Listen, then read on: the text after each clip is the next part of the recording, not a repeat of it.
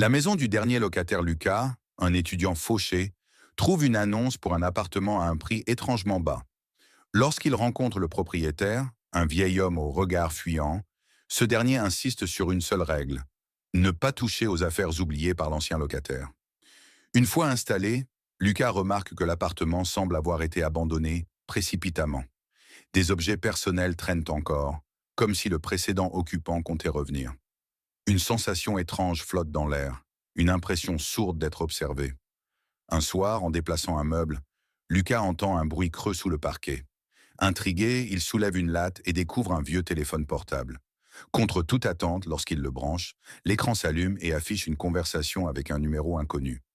Le dernier message, envoyé quelques jours plus tôt, glace le sang de Lucas.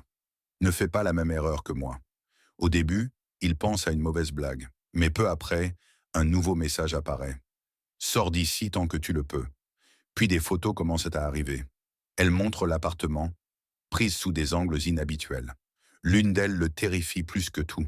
C'est une image de lui-même, endormi dans son lit, prise quelques secondes avant qu'il ne reçoive le message. Pris de panique, Lucas cherche une explication.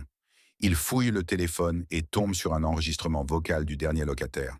Si tu écoutes ça, il est peut-être déjà trop tard. Il vit dans les murs. Il me surveille. Ne le regarde pas dans les yeux. À cet instant, la lumière s'éteint.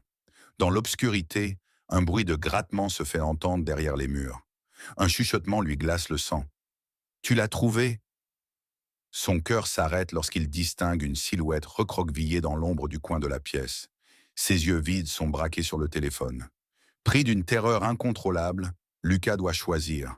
Fuir immédiatement, abandonnant tout derrière lui.